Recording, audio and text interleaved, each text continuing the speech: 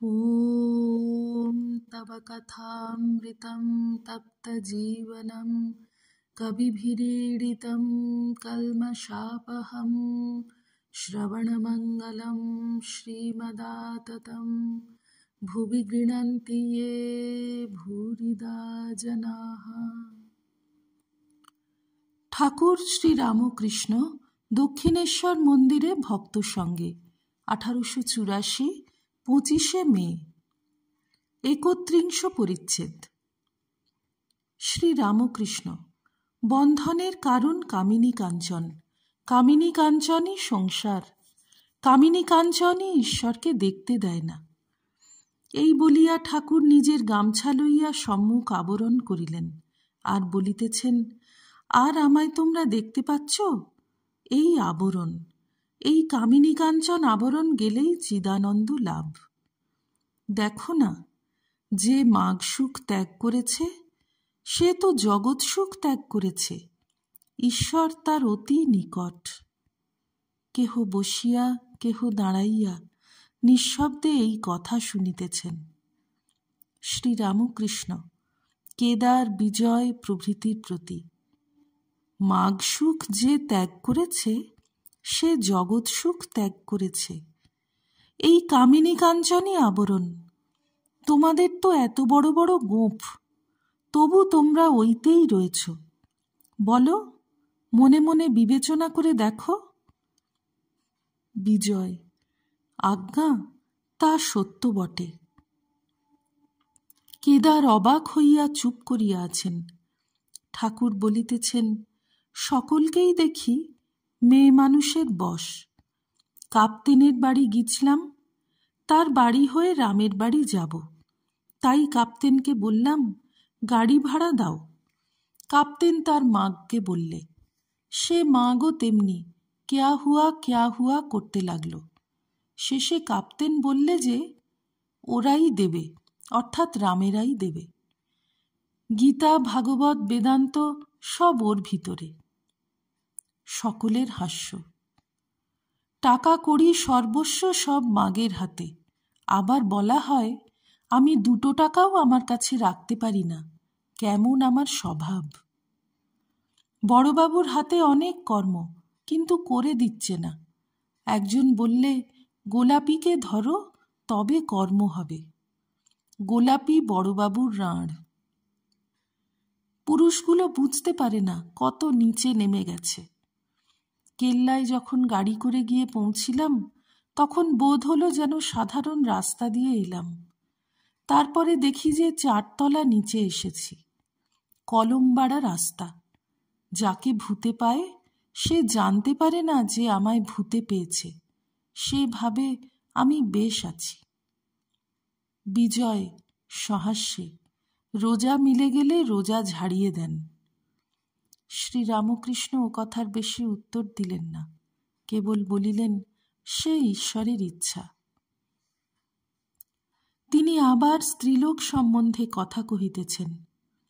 শ্রীরামকৃষ্ণ: যাকে জিজ্ঞাসা করি সেই বলে, হাঁ, আমার স্ত্রীটি ভালো। একজনেরও স্ত্রী মন্দ নয়। সকলের হাস্য।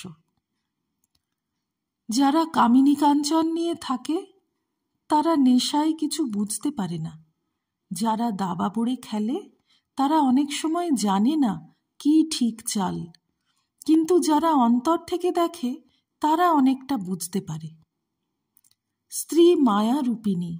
নারদ রামকে স্তব করতে লাগলেন, হে রাম, তোমার অংশে যত পুরুষ, তোমার মায়া রূপিণী সীতার অংশে যত স্ত্রী। আর কোনো বর চাই না। এই করো যেন তোমার পাদপদ্মে শুদ্ধা ভক্তি হয়, আর যেন তোমার জগৎমোহিনী মায়ায় মুগ্ধ না হই। সুরেন্দ্রের কনিষ্ঠ ভ্রাতা গিরীন্দ্র ও তাহার নগেন্দ্র প্রভৃতি ভ্রাতুষ্পুত্রেরা আসিয়াছেন। গিরীন্দ্র আফিসের কর্মে নিযুক্ত হইয়াছেন, নগেন্দ্র ওকালতির জন্য প্রস্তুত হইতেছেন। শ্রীরামকৃষ্ণ গিরীন্দ্র প্রভৃতির প্রতি: তোমাদের বলি, তোমরা সংসারে আসক্ত হইও না। দেখো, রাখালের জ্ঞান অজ্ঞান বোধ হয়েছে, সৎ অসৎ বিচার হয়েছে। এখন তাকে বলি, বাড়িতে যা, কখনো এখানে এলি, 2 দিন থাকলি। আর তোমরা পরস্পর প্রণয় করে থাকবে, তবেই মঙ্গল হবে। আর আনন্দে থাকবে।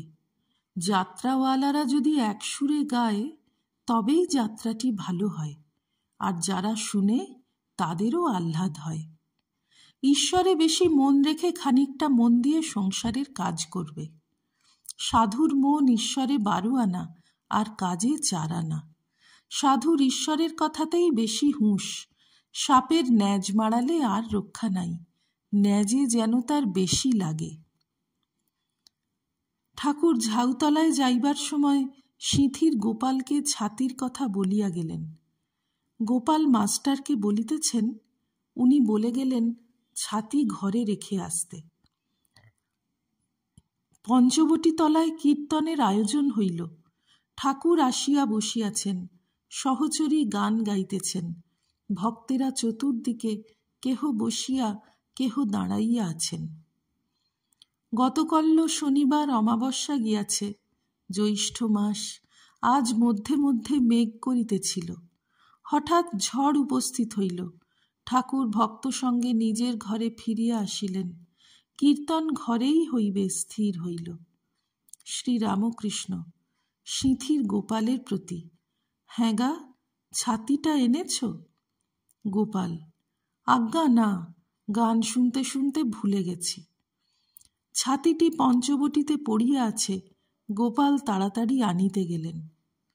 শ্রীরামকৃষ্ণ, আমি যে এত এলোমেলো, তবু অত দূর নয়। রাখাল এক জায়গায় নিমন্ত্রণের কথায় 13কে বলে 11। আর গোপাল গরুর পাল। সকলের হাস্য। সেই যে শ্যাকরাদের গল্পে আছে, একজন বলছে কেশব, একজন বলছে গোপাল, একজন বলছে হরি, একজন বলছে হর। সে গোপালের মানে গরুর পাল। সকলের হাস্য। সুরেন্দ্র গোপালের উদ্দেশ করিয়া আনন্দে বলিতেছেন, কানু কোথায়? দাত্রিংশ পরিচ্ছেদ। কীর্তনী গৌর সন্ন্যাস গাইতেছেন ও মাঝে মাঝে আখর দিতেছেন। নারী হেরবে না, সে যে সন্ন্যাসীর ধর্ম। জীবের দুঃখ ঘুচাইতে নারী হেরিবে না, নইলে বৃথা গৌর অবতার। ঠাকুর গৌরাঙ্গের সন্ন্যাস কথা শুনিতে শুনিতে দণ্ডায়মান হইয়া সমাধিস্থ হইলেন। অমনি ভক্তেরা গলায় পুষ্পমালা পরাইয়া দিলেন। ভবনাথ রাখাল ঠাকুরকে ধারণ করিয়া আছেন, পাছে পড়িয়া যান। ঠাকুর উত্তরাস্য। বিজয়, কেদার, রাম, মাস্টার, মনমোহন, লাটু প্রভৃতি ভক্তেরা মণ্ডলাকার করিয়া তাহাকে ঘেরিয়া দাঁড়াইয়া আছেন। সাক্ষাৎ গৌরাঙ্গ কি আসিয়া ভক্ত সঙ্গে হরিনাম মহোৎসব করিতেছেন? অল্পে অল্পে সমাধি ভঙ্গ হইতেছে। ঠাকুর সচ্চিদানন্দ কৃষ্ণের সহিত কথা কহিতেছেন। কৃষ্ণ এই কথা এক একবার উচ্চারণ করিতেছেন, আবার এক একবার পারিতেছেন না। বলিতেছেন, কৃষ্ণ কৃষ্ণ কৃষ্ণ। কৃষ্ণ সচ্চিদানন্দ, কই তোমার রূপ আজকাল দেখি না। এখন তোমায় অন্তরে বাহিরে দেখছি। জীব জগৎ, চতুর্বিংশতি তত্ত্ব সবই তুমি। মন বুদ্ধি সবই তুমি। গুরুর প্রণামে আছে অখণ্ড মণ্ডলাকারম ব্যাপ্তং येन চরাচরম তৎপদং দর্শিতং येन তস্मै শ্রী গুরবে নমঃ। তুমি অখণ্ড, তুমি আবার চরাচর ব্যাপ্ত করে রয়েছ। তুমি আধার, তুমি আধেয়। প্রাণ কৃষ্ণ, মন কৃষ্ণ, বুদ্ধি কৃষ্ণ, আত্মা কৃষ্ণ।